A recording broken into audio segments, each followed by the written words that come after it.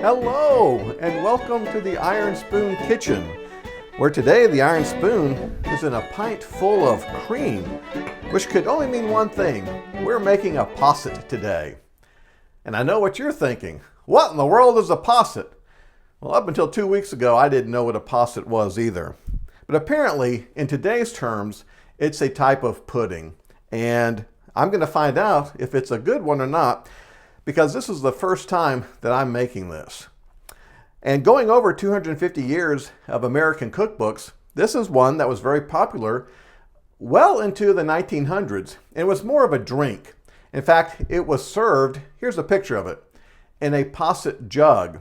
And you would pour or drink from that spout. And it was made from cream or milk and cream, a little bit of eggs, and some alcohol. It would be sherry typically, or you could use a brandy like apple brandy or peach brandy, which was very common in the 1700s and 1800s in the United States. Well, take a look at this. We have just a few ingredients to do this. And we have some berries to put on top. We have lemon juice. We have a tablespoon of lemon zest, and then a pint of cream, heavy cream. And I'm just missing our sugar, and I have fixed my larder somewhat, so it's not quite as loud as it was, but it is still a little noisy. It doesn't make me jump anymore. Okay, here's our sugar. Let's see. Oh, better close it. Oh, this is good. When I close it, it's almost silent. Pretty good, isn't it? I don't know why it is, though. So here we have our sugar, and this is 2/3 of a cup of sugar. And in doing research on this, as I said, the posset, P-O-S-S-E-T, goes back many, many years to the 1600s and was very common in the United States.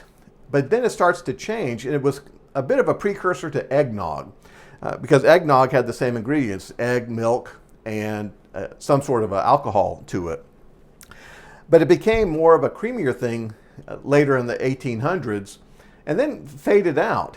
I really couldn't find a whole lot of information about it in old newspapers or cookbooks. I'm sure it was in some of them, but you don't see it, at least in newspaper recipes, until about 1982. It starts to pop up again. And then about 4 years ago, it became popular on YouTube, I found out. So I missed the opportunity to be popular with it, but now we will have a resurgence of the old posset. With that being said, come on over here and let's get this going. Hey, we're ready to make our posset, and we're going to start off with the 1 pint of cream, which is 2 cups.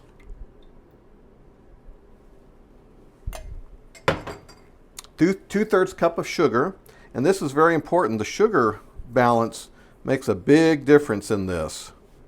There's one recipe that I saw from 1982, and it said add sugar to taste. And I bet that would be a disaster. And we're going to add our lemon zest. I'm going to add the lemon juice after everything is cooked up. So let's get the heat going. And I'm going to bring this to a boil. And I've got to reduce this down for about 10 to 12 minutes. Come on in a little closer so you can see. I've got the heat on, and I'm going to need to bring this to a boil. I've got my timer set for 10 minutes. And the directions for the recipe said to stir occasionally. So I'm going to stir occasionally, not the whole time. It's been about 3 to 4 minutes, and it's starting to boil around the edges. It's starting to boil up. We're at 5 minutes. And this is going to be reduced to about 2 cups,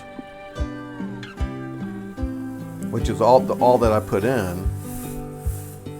Oh, that's getting a little high.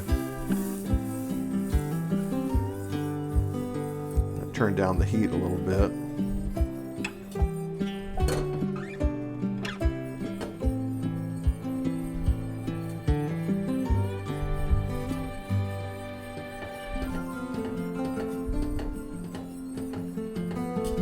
Yeah, you don't want to use a small pot for this.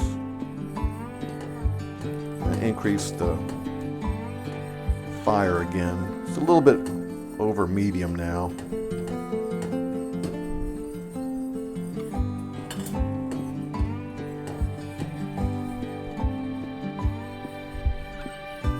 I think I'm just going to keep it at medium though. When I go over medium, wants to boil over. We're at 6 minutes at this point. We're at about the 7-minute mark. I'm at the 9-minute mark. I think 1 more minute will do it. That is 10 minutes. I'm going to go ahead and turn off the heat. I'm going to see if I've got 2 cups here now.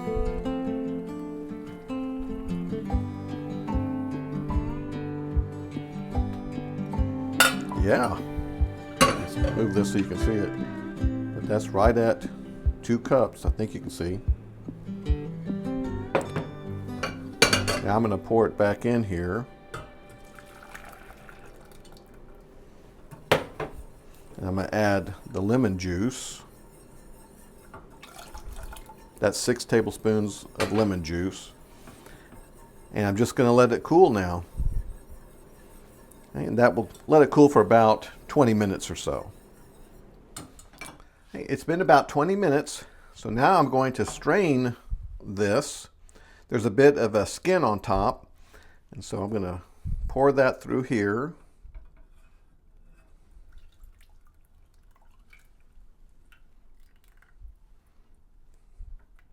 Just let that all get in there.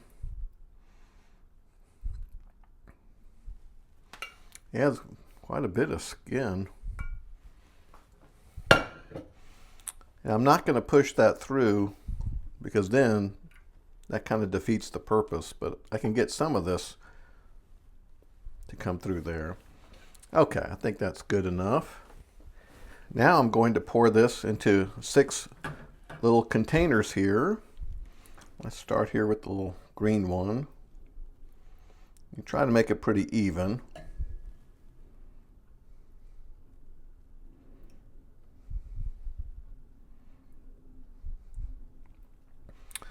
Well, it said for 6, but I don't think I'm going to get to 6.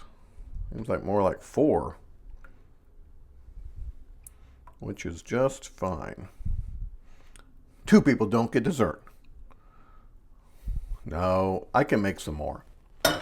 Hey, now I put this in the refrigerator and we'll let it cool for about 3 hours. Well, it looks like it's done.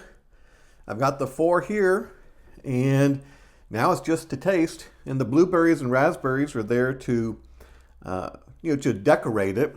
But before I taste it, remember one of the things that we did on this was to boil the cream and the sugar and the lemon zest together. And by boiling and reducing, it leads to a firmer but creamier pudding, which is what we were making here. And don't be taken off by, oh, I've got to boil it or something like that. It took 10 minutes to do that. That's all it took.